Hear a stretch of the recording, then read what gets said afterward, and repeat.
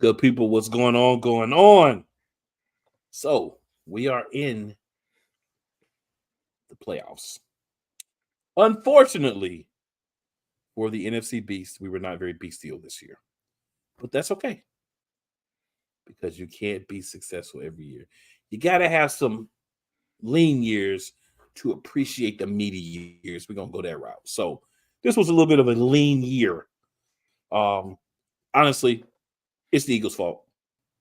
We already know what the Arlington football team was going to do when they got in the playoffs. So it's the Eagles' fault for self-destructing and never getting back on track. So, we'll take that blame. It's us. But it's okay. There's next year. And like my quarterback said, we just got to be better. And, there's bad times and there's good times. And, when there's bad times, you just have to, use those lessons and we'll be back stronger next year. So instead of next week, he just changed it to next year. Essentially what I'm saying is, for me, I need more from that position as far as leadership, big dog. I don't know if it's the coaches changes or what, but we're going to see. We're going to get into a little bit of what might be happening in the offseason. We're going to actually come back and bring you a post-draft thoughts from some of our people on what happened with the draft. So we're going to give you that this year. We didn't give you that last year. We'll give you that this year. But I am joined on my side here by my man Scrub Zero. Scrub, what's going on, man? What's up, people? Got divisional round of playoffs. It was a good weekend last weekend. Well, aside from the NFC. Well, actually, no. Unless you're the Eagles or Cowboys fan, it was actually a very good weekend because misery loves company. And we definitely became company. That's for sure. And then, y'all, we have the man, Couch Coach himself, in the building. Couch Coach, what up, man? What's going on, fellas? How y'all doing? Got some room on this couch for you. Hey, I like pepperoni pizza. I like my pizza well done cooked. I like my lemon pepper wings, and I'm a big fan. I know you might not have it where you're at, but I'm a big fan of cheer wine. So, some of the things I appreciate as I get on the couch, some snaps to have to enjoy with my seat on the couch, because definitely on the couch. Hey, let me get some French fries, some wings, lemon pepper buffalo. Yeah, man. I'm good after that. Yeah, I mean, we got the grill going. Wine. Ooh, yeah. Bro, you got to get. You had cheer wine? No, I'll get it around the time I'm gonna cook out. Yeah, I got you. Yeah, I'm gonna get some. I'm about to say, my boy, because you got to get you some cheer wine, my boy. That's a tasty drink selection. Quite tasty. But while we're here, might as well discuss a little bit of the NFC East teams. I'm just kidding. I mean, hey, it happens. We're going to lose. We have tough times. So let's first drift all the way back to week 18, my good people, because we did not do a week 18 show to kind of close out the season. So let's drift on back to a dark week for the Eagles, which there were many of, not just this one. Week 18. So in week 18, had a couple of games. But since me and Scrub right here on the top, we'll start with the Eagles and the Giants. If you have ever been a fan of the Eagles, even if you switch teams, you probably were disappointed by this game. We were able to only put up 10 points against the Giants team that, just didn't have talent. But when you just give up, doesn't matter how much talent you have. Scrub, what are your thoughts on this epic whooping, one of many that were put on the Eagles this year? I think it was an emphasis on your season. Like it started off season strong, and then the tailspin began, and it really tailspun. I thought that was, obviously the playoff game wasn't much better, which we'll get into, but that, like, at that point, I was like, this is the worst I've seen the Eagles look in quite a while. There's no continuity, no rhythm. They couldn't stop the Giants, which was surprising. I'm like, damn, the Giants are getting whatever they want. and the Giants haven't really done that much this season. So for me, at least from the Giants' perspective, I'm like, well, dang, y'all can do a little more. I'm not saying it had to be perfect. Like, where's this kind of effectiveness earlier on? But it was a perfect storm. The Giants were playing better at the end of the year. Eagles in tailspin. The first half ended, it was 24-0. That's pretty much the game. Like the 10 points was just whatever. And the change of defensive play callers that really showed its head. Jalen Hurts wasn't right. Clearly, he also got his finger injured. AJ Brown got hurt. It's like, damn, just Murphy's Law out there for the Eagles. So, I mean, I'm glad the Giants won. Wish they'd done more of that. I'm not even upset. Like, you got fans who are upset they won because of the draft pick. Like, I didn't even care about that at that point. It was just like, damn. I just wish it was success early in the year. Yeah, one thing I'm even talking about for the game is Quez Watkins. So Quez Watkins goes out in your second half, and y'all pretty much let your foot off the gas. He talks about all his catches and how he had a great game. And he's out there celebrating and puffing his chest out to score a touchdown in the meaningless part of the game. This is the kind of player Quez Watkins is. Quez Watkins, I don't dislike you, but you're just not good enough to be on the Eagles. So I hope you have a good career. You are a free agent, and I hope that we do not re-sign him. We can do better as a third or fourth receiver. Thank you for your time in Philadelphia. Much love to you. Much success, my dude.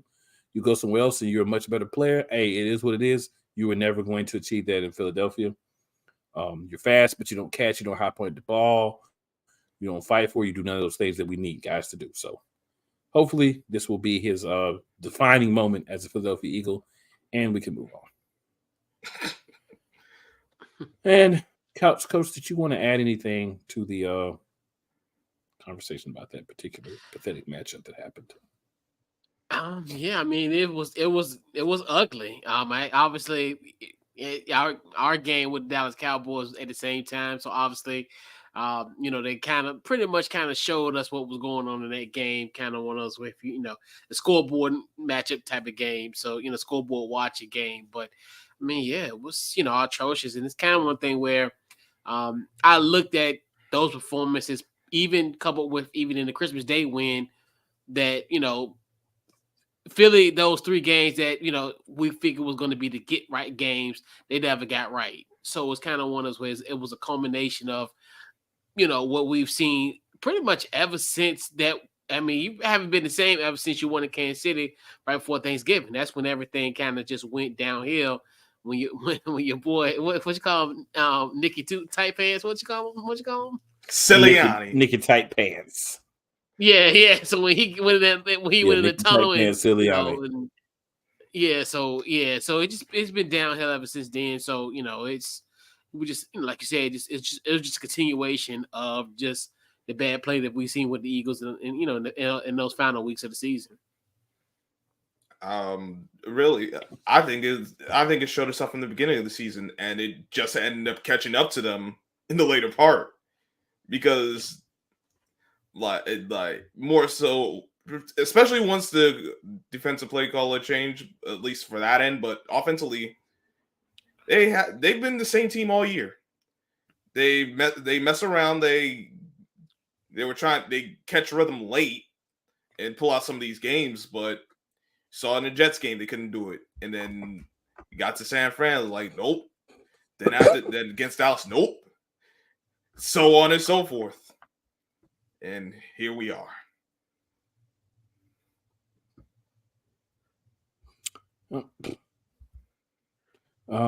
So the other game from Week 18 involving NFC East teams, we had the Washington Commanders, Dallas Cowboys. Cowboys won 38-10 to complete another wonderful regular season for them.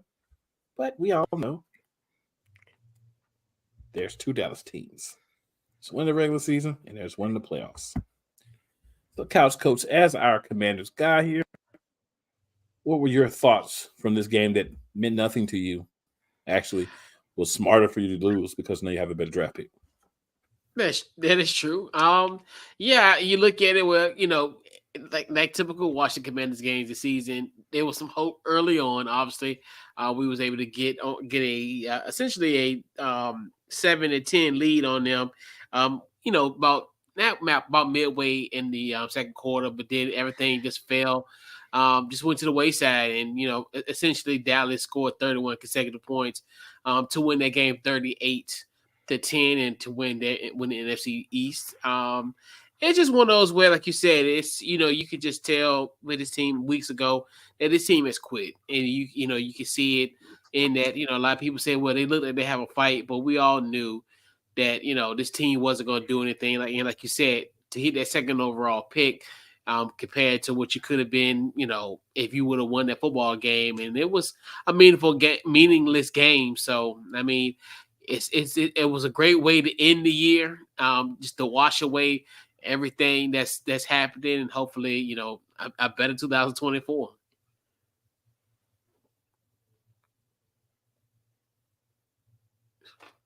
I feel it. Yeah.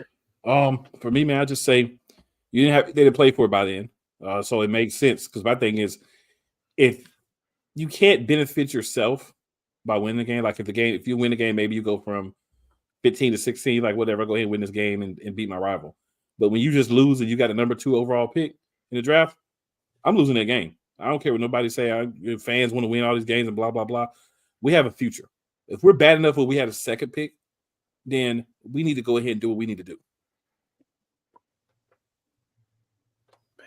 Scrub, any thoughts from you, sir? Because I mean, Dallas regular season, we know they're gonna always come out swinging against teams that they know are not as good as them in the regular season. We already know that, so that's no surprise. I don't really have anything to add to that. We know the book of Dallas. Fair enough. So that completes the regular season. So we got 3 reps here. We got 3 teams represented, not 4. We got 3. So let's take a minute to go around. Any thoughts on your season?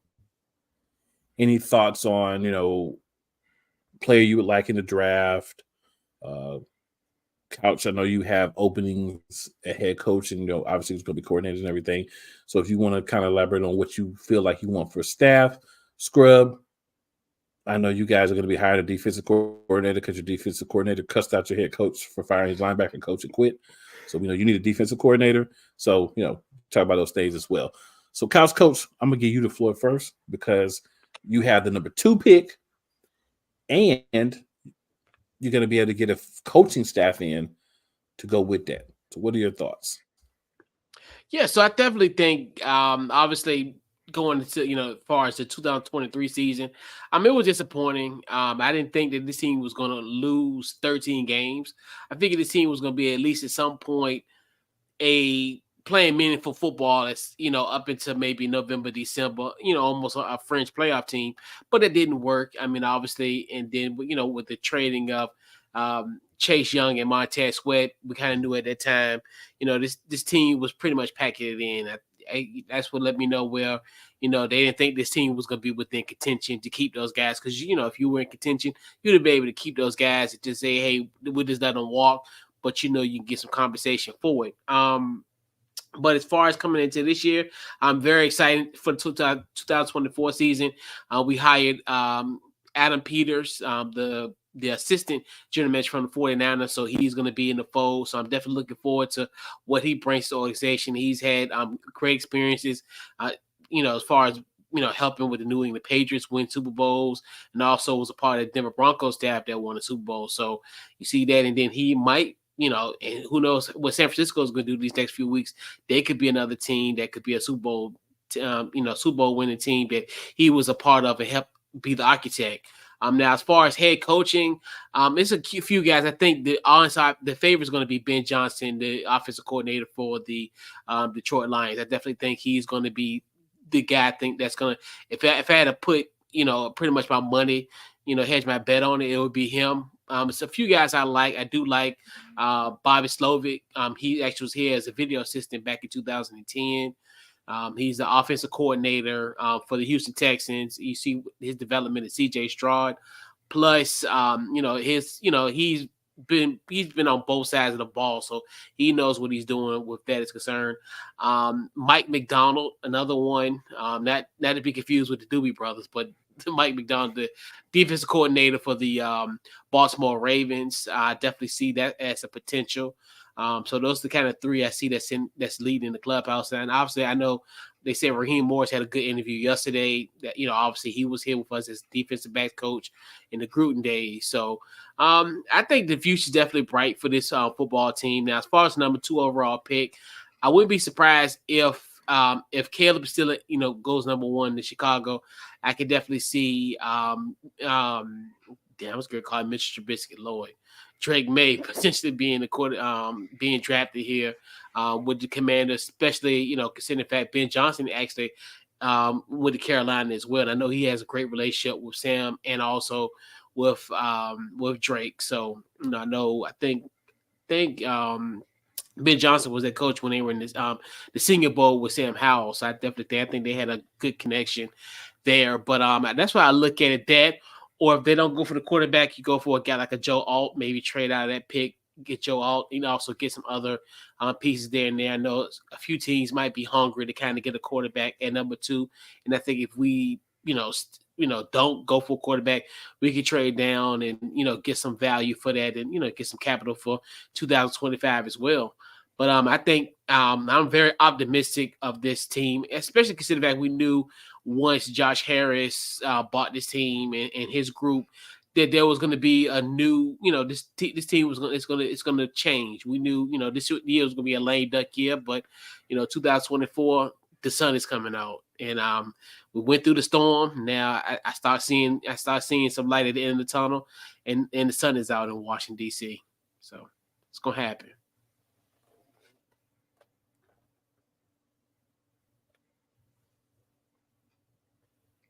Muted, go. All right, Scrub, what you got? For the Giants, well,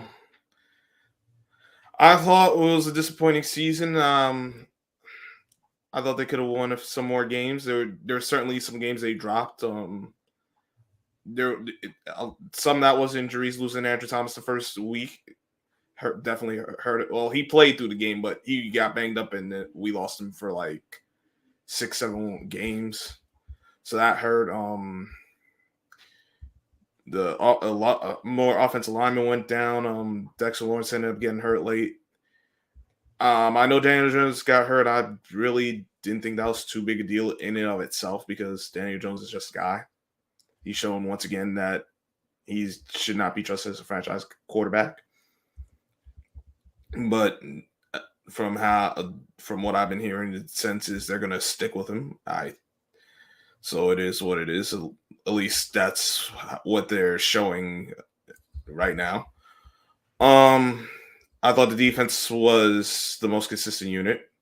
Could have done some. There's an issue with some tackling and not enough pressure in some instances, but I thought they were respectable at least.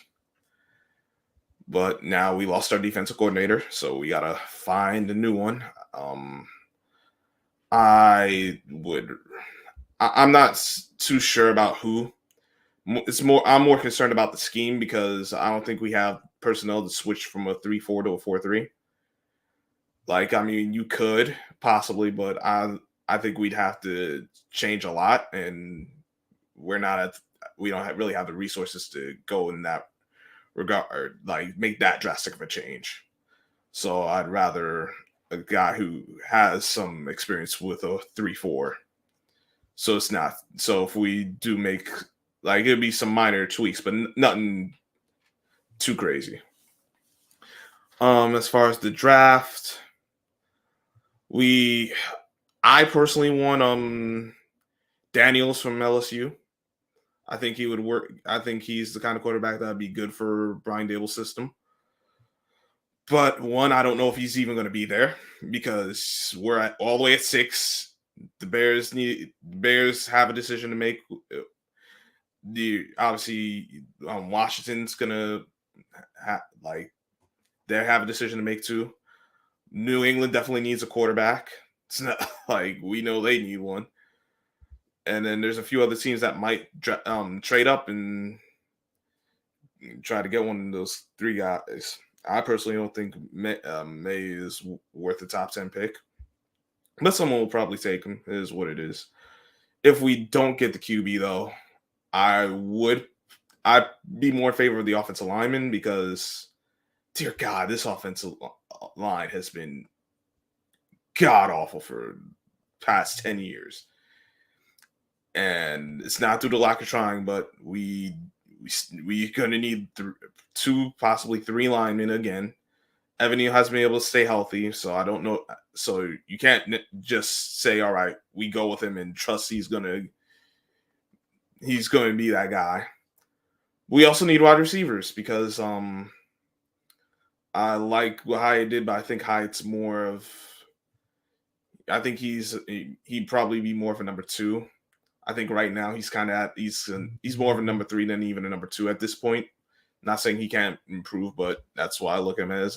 I think Wandell is more of a number 2 guy right at this point, even coming off the injury, the ACL injury, and so we still need a number 1. So that would mean probably Neighbors or the guy from Washington. I just don't want to go. I personally don't want to go into the season with Daniel Jones as the only option. If it's not the worst thing they don't get a quarterback because reaching for a quarterback that just for the sake of getting a quarterback's no good either. But I don't want Drake May. If the Giants somehow get Drake May, I'm done with this team. I'm just done because I have no faith in Drake May. If they were to do something even more wild than that, because getting Bo Nix with the 6th pick, I'll be done with the man. But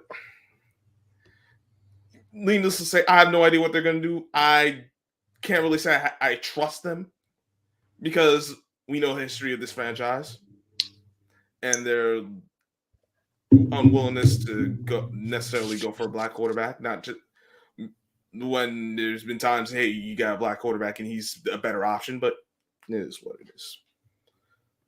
I just hope 2024 is better because if it's not, we'll be probably going to do another head coach change.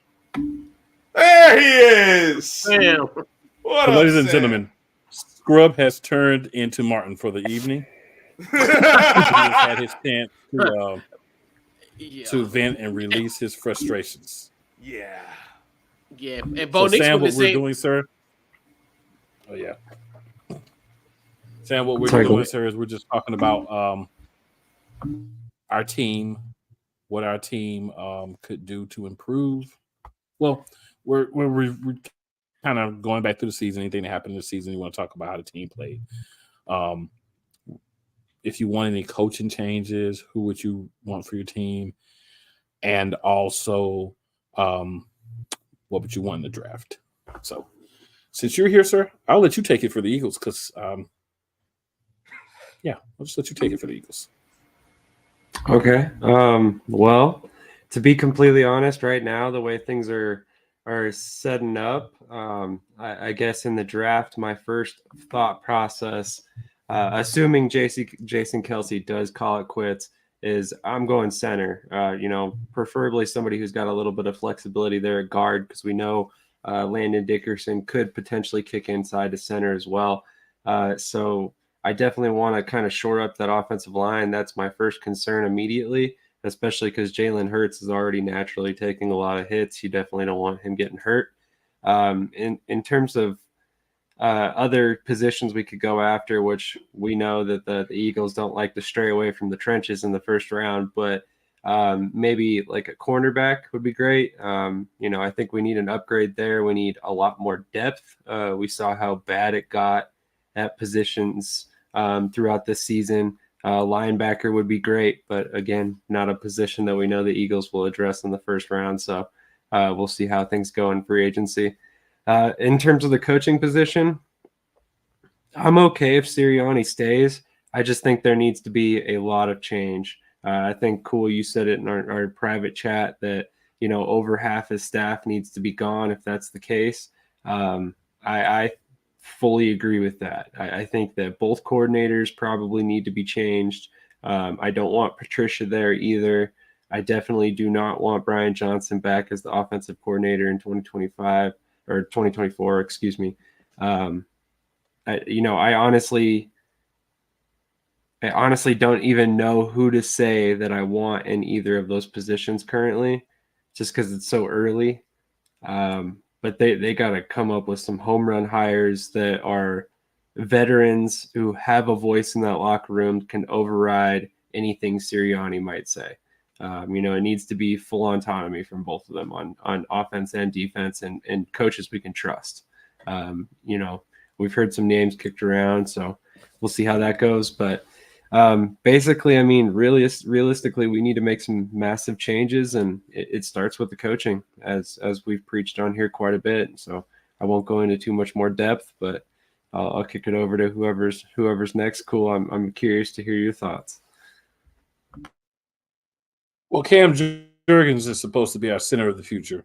Tyler Steen is supposed to be our left guard of the future. He didn't play this year, which I think is very silly. Apparently, Jason Kelsey hasn't said himself that he's retiring. He says that he didn't say that in the locker room. I don't think he's coming back unless we do what you're talking about. I do have two names that I would like to throw out there for offensive and defensive coordinator. Our offensive coordinator should be Frank Wright. The only impediment I see to it happening is I don't know how his contract is structured with the Panthers. And if you're making $7 million a year to sit at home, or you go to a team and you lose that whole $7 million, then I'm probably not going to do that.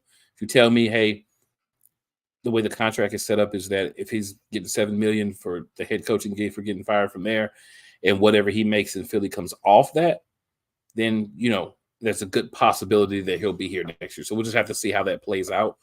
But I'd like him as the offensive coordinator because the organization will listen to him. He has rapport with them. Howie and Jeffrey Lord. Defensive coordinator, I would like the guy that cussed out his head coach and got fired and quit, I should say. I would like Wink Martindale. And the reason being, the one problem the Philadelphia Eagles have at coaching, we get these young guys in, they do great for a year or two, or in the case of Jonathan McGinn, they're trash for a year or two. And then they go off and get jobs. So then you're starting over. Guy like Wink Martindale, he's not interested in being a head coach. He wants to coach the defense. He wants to make the defense better. He needs to have autonomy on play calling and everything on that side.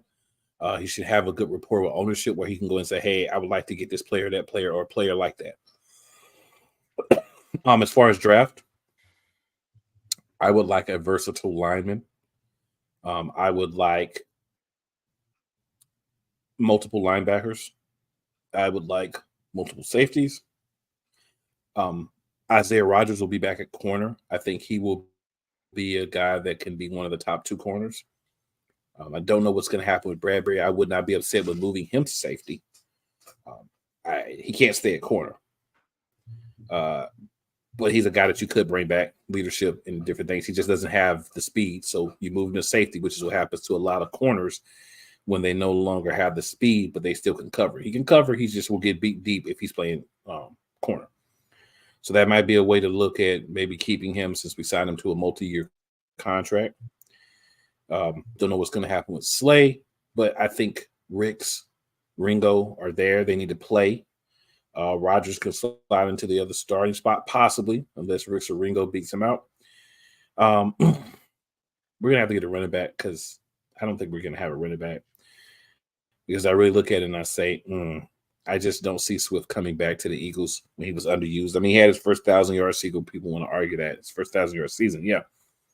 But he could have had 1,500 yards easy or more. He just didn't get enough carries. So maybe he's fine with coming back.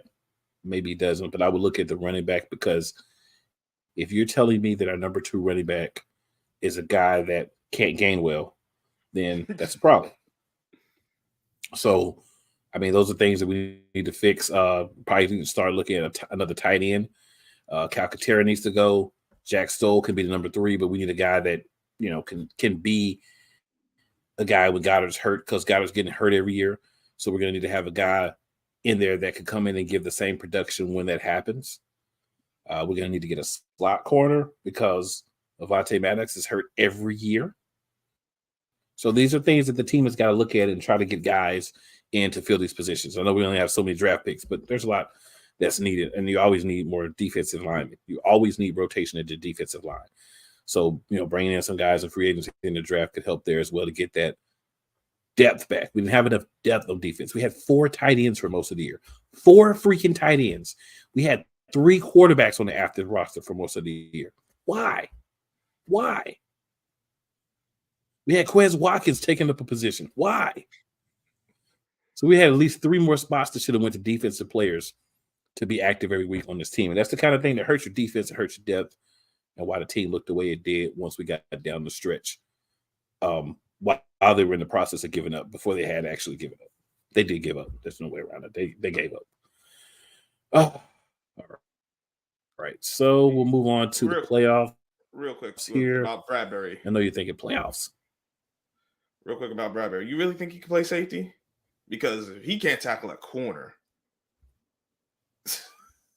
and his coverage hasn't been great. Tackle it, dude. But I don't know if he can. So really you're not understanding. The whole team didn't tackle. It's not one player. It's the whole team. I get that, but you really want to trust a guy to back in who can't tackle?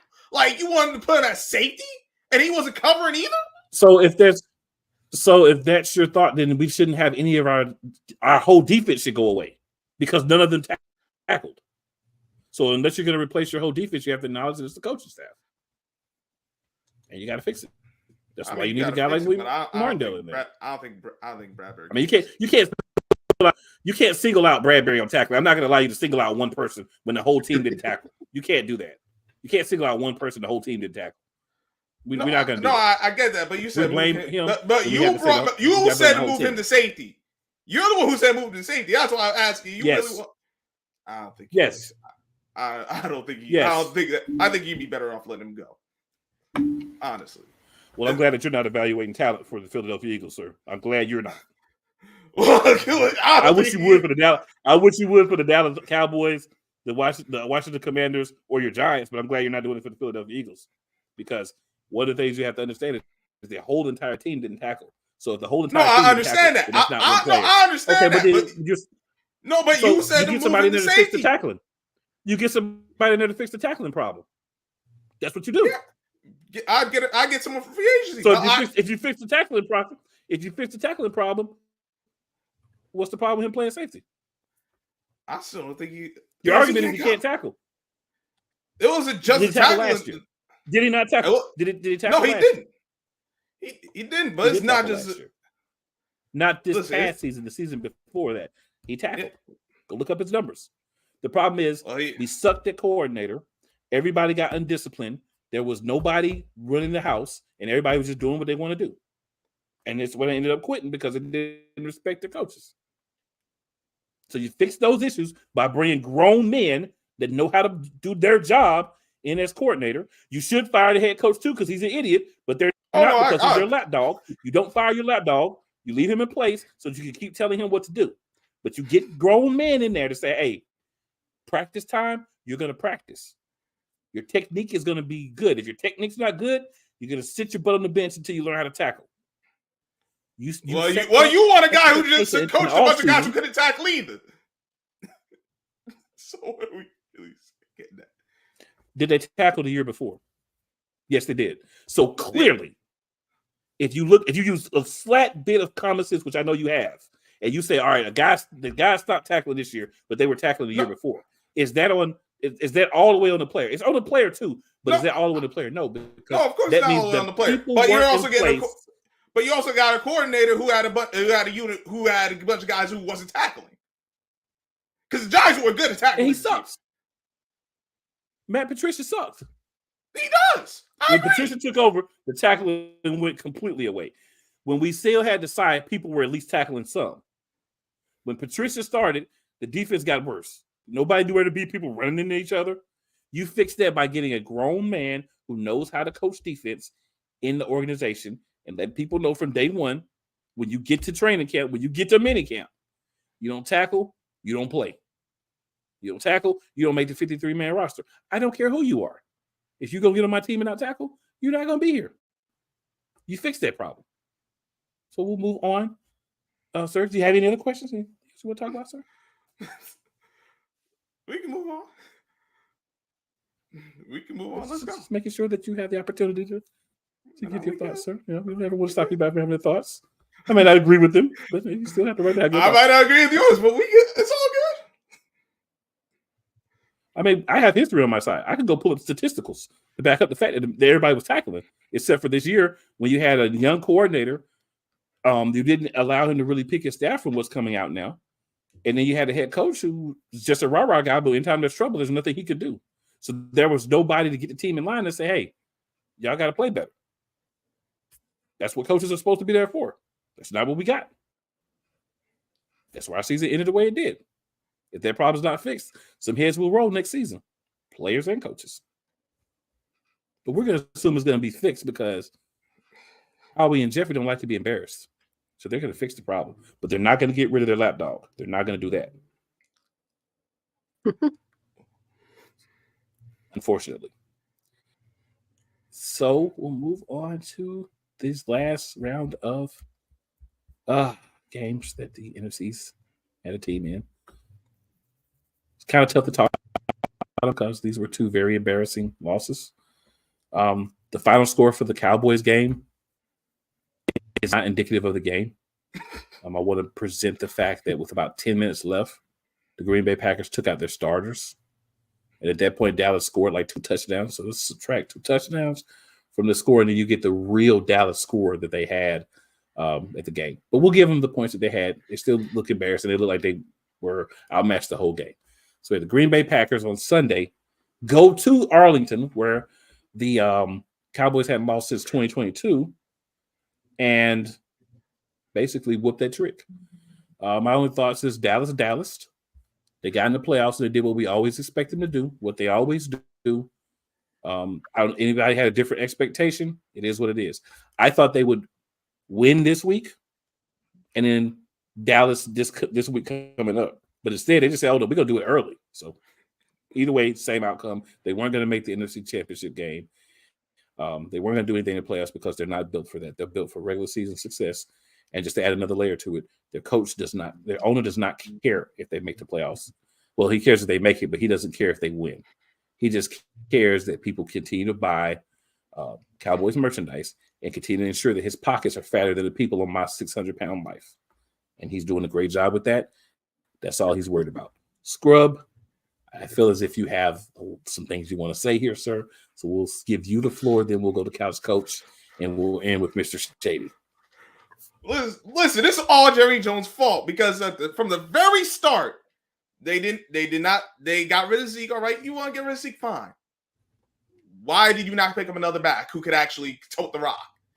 There was free agents. You could have got something. You could have got one of them. Nope. You said we're gonna stick with Pollard. Pollard ain't that. He ain't built like that. So your run game was limited at best, and more so non-existent. You needed linebackers. Well, you'd been trying to bank on Leighton Vander Esch. He got hurt, and to me he's just he's above average, but he's not a difference maker. They have some young guys who played well, but they need a Mike linebacker.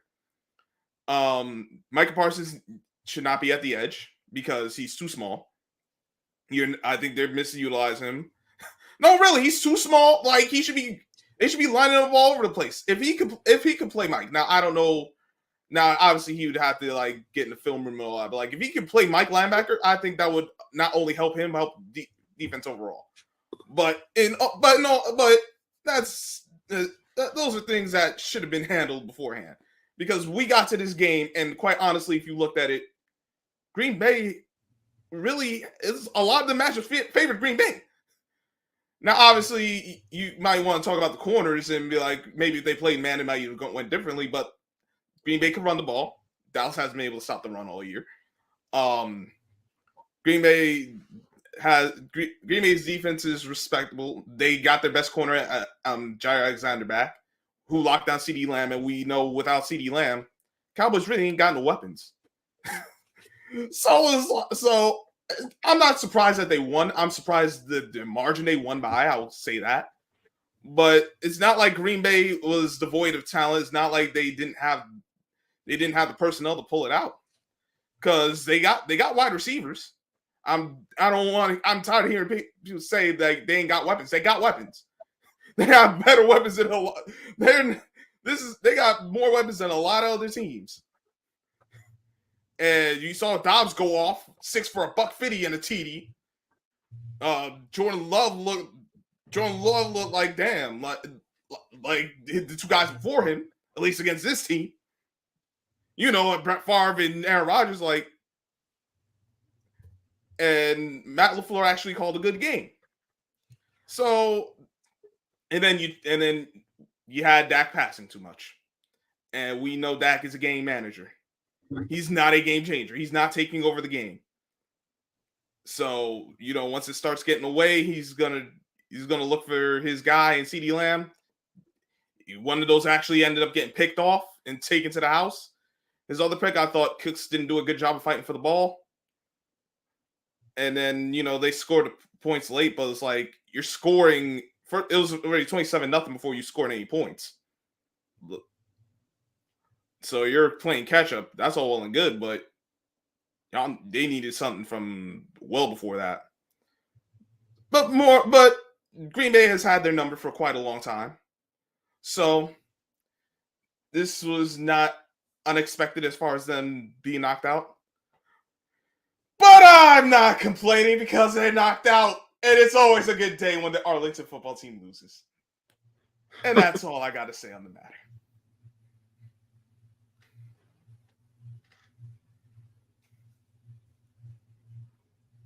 Okay. All right. Yeah, and I mean, almost to echo Scrub's point. We talked about this and also I talked about this on the play callers last week. The biggest key was Aaron Jones, and as far as them having that running ability, and you look at it how it happened in that first possession, that was almost a well over 7-minute drive. That in essence kind of quelled this Cowboys defense, and you've seen the exhaustion even through it. Like you said, they made Romeo Dobbs look like Sterling Sharp. It was crazy. It was to a point where that, and like you said, you look at the score 48-32, but this game was nowhere near close to that. A lot of that was scored, and we call it the garbage time. It's the empty stats. I mean, the empty calories. It's the chips, cookies, and pies type of variety of calories, which don't fill you up. So, it's one of those where, it's, and we know, like you said, we've talked about this Dallas team a lot. Well, we talked about it even throughout the year as far as the need of a factor back, like a guy who can carry the load, can get you those 300 plus carries in the season, 20, 30 carries a game type. And we've been saying that since the trade deadline. And so obviously that didn't go through. And then we look at the play calling and what have you. And like you said, Dak is what did Cam Newton warn us about? Cam Newton told us about Dak Prescott being a game manager. Like you said, and you look at some of those games, and especially you talked about the interception where Dak was just forcing the CD, and it's almost like it was points where it's just like he's just not available. You gotta go past your check down, and somebody's got to be available. So, it was predictable. It's like one of those things where it's like, on this show, we're not hating on the Cowboys. We knew this was going to happen. It's not like a thing of hate. It's just what we see through our very eyes. Like, this stuff was going to expect it to happen. Oh, well, we got a number 2 seed. We're going to have 2 games. We're going to have 2 games in the playoffs, 2 home games. Just one. And you had to take it one game at a time. And and unfortunately, I think we're gonna see the same thing in 2024 unless some personnel change happen. We know McCarthy is gonna be there, and I think Dan Quinn potentially will be there as well, because I think after that performance on Sunday, his stock has dwindled as far as coaching candidates. I think a lot of people kind of was like, I don't know.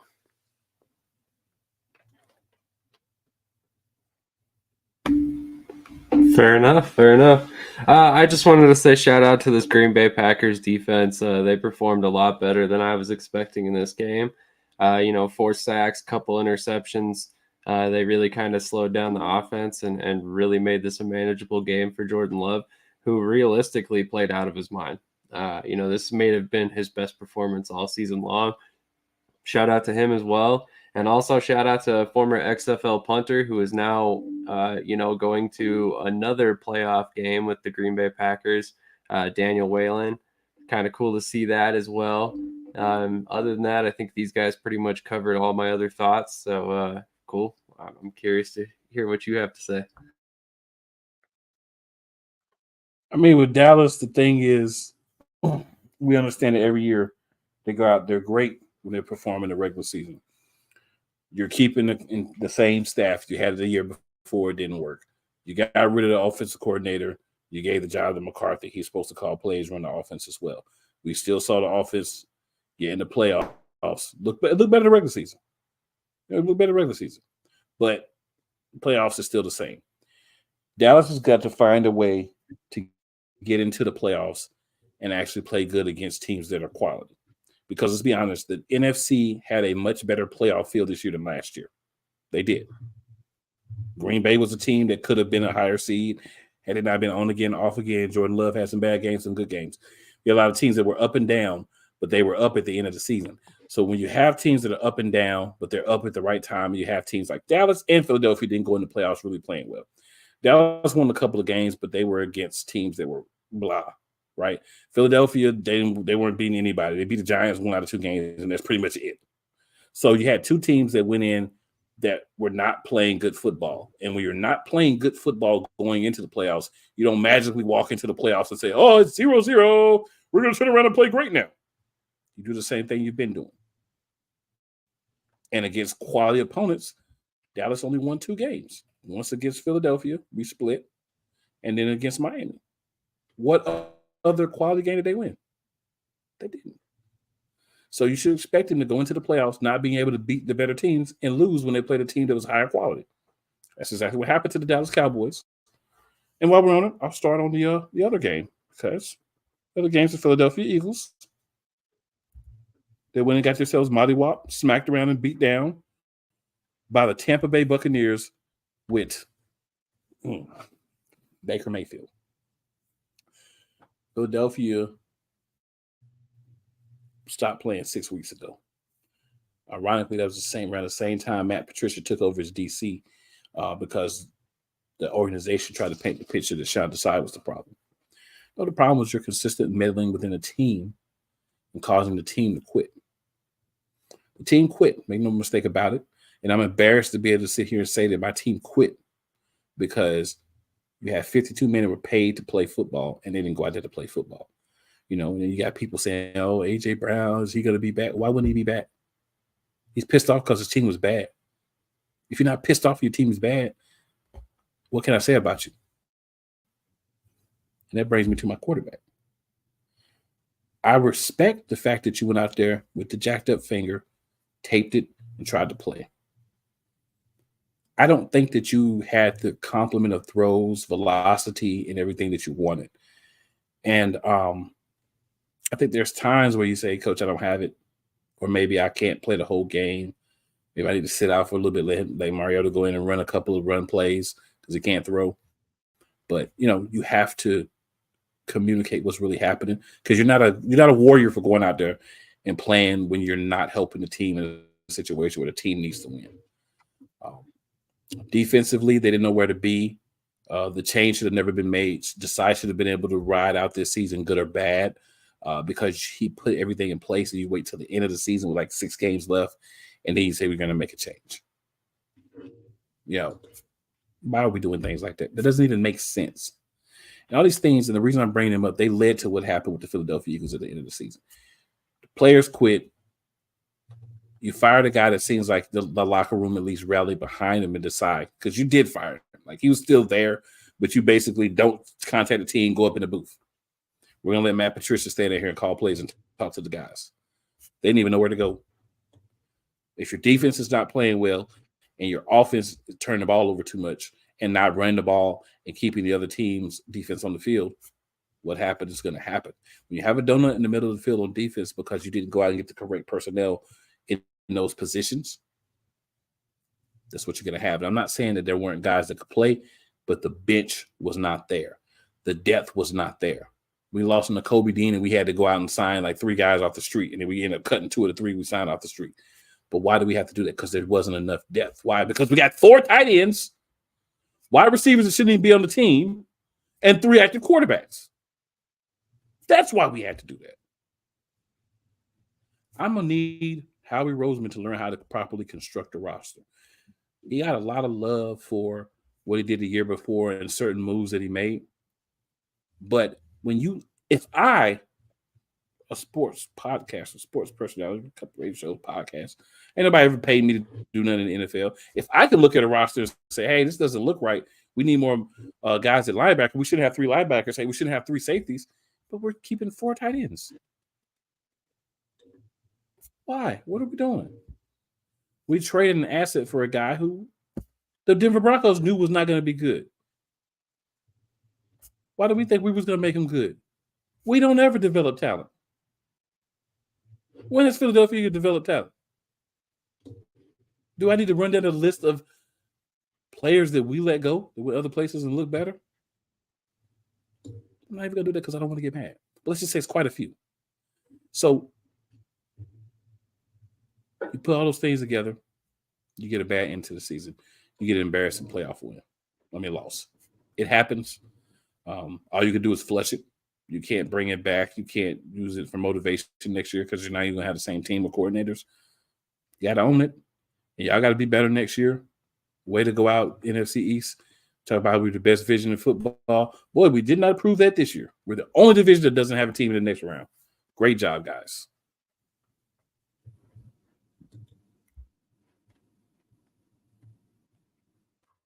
Man, this trash, dog.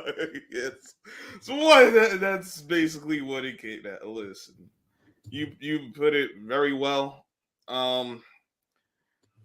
We saw the problems from the start of the year. They just progressively got worse. The tailspin really started showing itself was not even the San Fran, like the San Fran game, sure, but it was Seattle game. You switched play callers, right? Like right before the Seattle game. After that, lost to Dallas, which I even think there was a need, like Gail said, no need to switch it, but it's like you're just compounding the issue but that's Harry Roseman, that's Jeffrey Lurie, and that gives me concerns about you guys going forward, because if they're going to meddle like that, what's to say that whoever they bring in for next year won't be more the same? We hope it won't be more the same, but we've seen them meddle before, so we have to acknowledge that's still a possibility. Obviously, in the game, it wasn't really much of a game. The Eagles tried to make something. It looked like they tried to make something. Let me say that. In the third, when they got the touchdown. And so it looked like it was about to be something. And then Tampa just said, all right, time to put this away. We're gonna put you out your misery because you're just asking to be put out your misery. Which they did. Let Baker Mayfield, and I thought Tampa was flirting around with danger having a pass so much, but even with that, he has a night where he has 3 touchdowns and 300 odd yards. Defense, well, we know Tampa got a defense, and they just 9. Come on, man. How much more got? The tailspin was completed. So we had the Philly tailspin and the Dallas debacle. This is our division, man. Gosh, coach, or Sam, go ahead. I'm done with these teams, Doug. Yes, I go. I make it short, sweet, to the point. Yeah, like we talked about it on the show where, we just like I talked about it earlier in this show where Philly didn't have an opportunity to have those get right games. I think the games where we talked about that we figured that they were going to kind of get themselves together, they didn't. And like it just was been the tailspin from the jump, and like you said, then the injuries combined it as well. So I definitely think, and it was, and this is another one. Like you look at that score, it was Philly was down 13-0 from the jump, pretty much essentially in this game. So it's kind of one of those things where it's like we kind of knew this was happening as well. They just like I said, I was thinking I always attribute to after Kansas City. After that, I mean, even though they did win, on Christmas Day, but it was one of those things where I think if Tyrod Taylor would have played the whole entire game, then this team would have lost. I think that's more of a credit of Tommy DeVito's bad play more so than what the Eagles did in that game. So, I mean, it's just one of those things where when you go into the playoffs, people say you can erase things, but you can't erase the stuff that Philly was doing these last final weeks. And like you said, Philly, like you said, Scrub, you said they, even though they were 10-1, but what happened is, like you said, it was deodorant.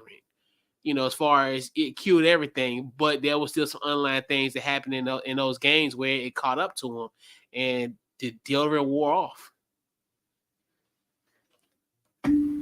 I really like that term, the deodorant. That was good, because it's incredibly accurate.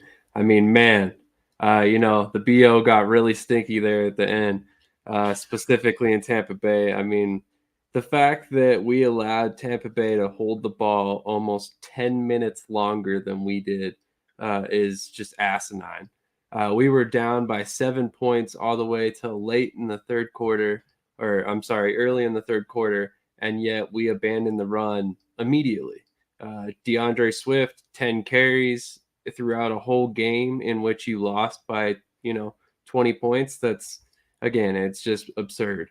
I stuck up for Brian Johnson all year long. I really think that, he could be someday a good coach in the NFL, but it's not going to be here because he needs to go. It's been too much, very little adjustments to try and improve anything. And it's been a disaster across the board. You got to be better. I mean, we have literally Super Bowl caliber talent across the board on this team. Even throughout the injuries, we should have been able to weather this storm, and we just weren't. That's a credit to coaching, which we've again harped on a lot here. So I'm not going to sit here and do too much of it. But at the end of the day, this is just it's the most disappointed I've been in the Eagles probably since Chip Kelly left. And that's saying a lot because we've had some pretty dark times for a while here. But right now, it's just I don't even know where we go from here, to be honest. It might be time to blow it up. I hate to say that, but it might be time. Outside of Jalen Hurts and A.J. Brown, everybody else can go, really.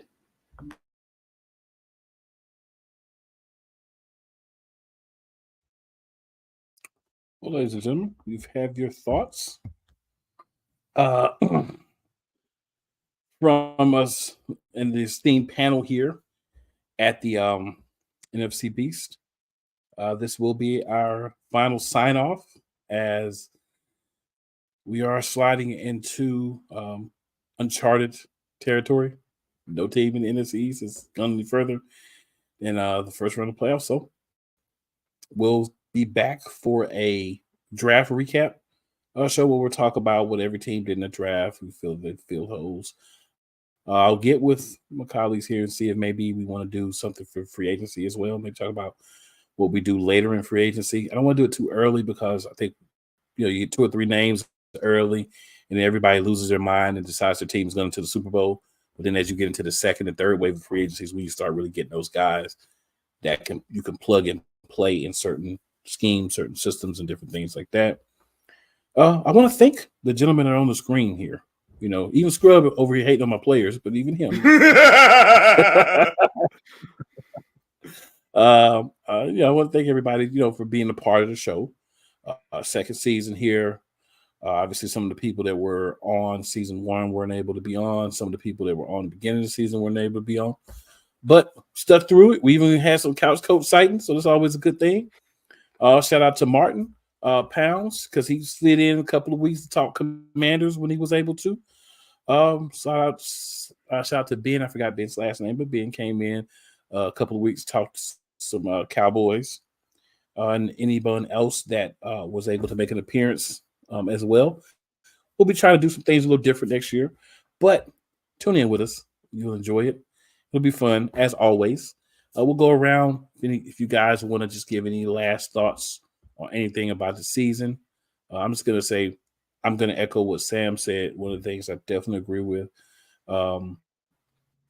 This is, I think, the most disappointed I've been in the Eagles, because there were times where we were worse, but we didn't have the talent.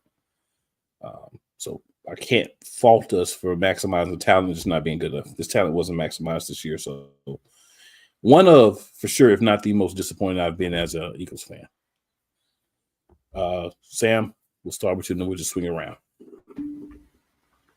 Man, it's been a great season hanging out with you guys every week. Honestly, that's the highlight of my week is, coming on here and talking some Eagles football. I don't do it a whole lot, to be quite honest. Primarily I don't cover NFL, to be, quite honest. This is the only time I talk it. So it's super enjoyable for me. So, I appreciate everybody who's come on all year long, like Cool said. I appreciate everybody who's tuned in. We do this because of you guys. So thank you for your support. Appreciate all you guys who have been here with us through all of this. And I look forward to next season.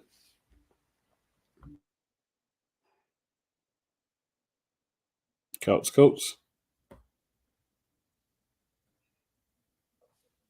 There we go. All right. Yeah. Once again, great to be a part of this year 2. I'm here at the NFC Beast. It's, and like I said, this year I definitely came into the season with a lot of optimism for this Washington Commanders team, despite even the new ownership and knowing this was going to be a lame duck season. But it's like I said earlier. Sometimes you got to experience the rain before the sun come out. So I think 2024 is definitely be a great year, and hopefully in our third season NFC Beast, I can lead you guys in NFC in NFC East, and as far as you guys follow the lead of the Commanders come 2024. But once again, just a great season, man. Just we're here, but hey, that's hey, it can happen. Cool, I think it's gonna happen. So, it could happen. So follow the leader next year. So and watch the Commanders. Man, I have one question I want to ask you, Couch Coach, real quick. Yes, sir. Sam Howell, what are you gonna do? What are y'all gonna do with Sam Howell? I think they should keep him. I mean, obviously he's going to be on the roster. I'm thinking, like I said, I think if we keep a Ben Johnson, I definitely think he can definitely help him. Like I said, I think if we were to, my popular plan is to get maybe guy like a Joe Alt or the guy from Penn State. Maybe trade with Scrub. Hey, Scrub, you want that number 2? Let's talk. So but all seriousness, I think you should give Sam Howell a second chance. I mean, I think I think he should be. Because you put up yards. He put up yards, and I think this whole touchdown TD ratio. I mean, like people got to still understand he's a 5th round pick. I mean, to get that type of production from a 5th round pick, I mean that's pretty good. I mean, it's just like it's almost like people thinking going to a fast food restaurant and looking for something nutritious. It's not gonna happen. Like, so hey, he's a 5th round pick. He has exceeded expectations, and I think he gets a great opportunity. And I want to see what Ben Johnson does for him. If Ben Johnson, I'm sorry, I hope I get fined, but I think that's going to be the head coach next year. So no, don't fine me for tampering, but potentially. So I think Ben Johnson or even Bobby Slovic, if he's there, could potentially develop Sam Howell to a good quarterback. I mean, to a better quarterback. I put it that way. And last words, all for you, Mr. Scrub Zero. Well, I'm the guy who came into the season late, got cussed out for being missing a week. I'm like, dang, my bad. But I showed up. I appreciate Cool for inviting me on. It's been fun hanging out with you all. Talking NFC East. I do enjoy talking football. Do I have any trust in the Giants? No, because I came in with some expectation. They disappointed me, so I'm covering my expectations for this upcoming season. But yeah, we'll see what happens in the draft. It's still left the Blue Bums until they prove otherwise. And I'm rolling with Lamar Jackson and the Ravens until the wheels fall off, because that is the Super Bowl pick at this point. The Super Bowl ends in a tie. It's not going to end in a tie. Someone got to win. I understand someone has to win, but I hope it ends in a tie. I'm rooting for Usher. Well, listen.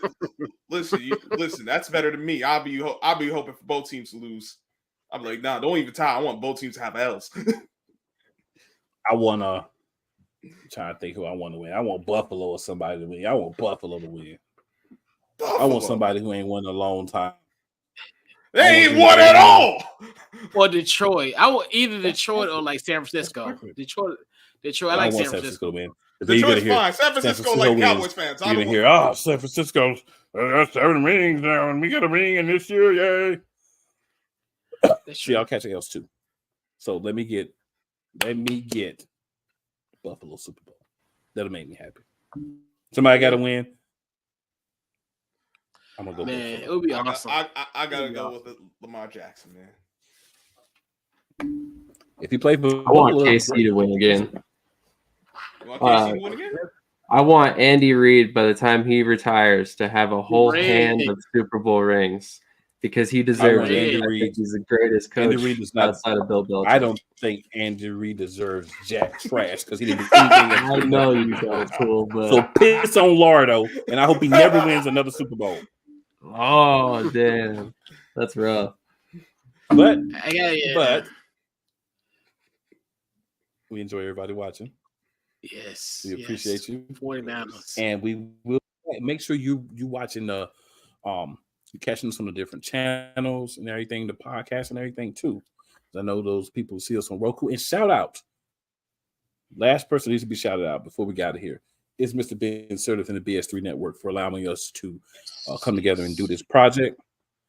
And definitely appreciate that. And we will return next season to give you some content that you can put on there, sir. And with that, we are out. Season over. You'll see us a couple times in our season. We'll slide some things on there, but hey, it's all about the beast. We won't beast this year. We were more like bunny rabbits, but it happens.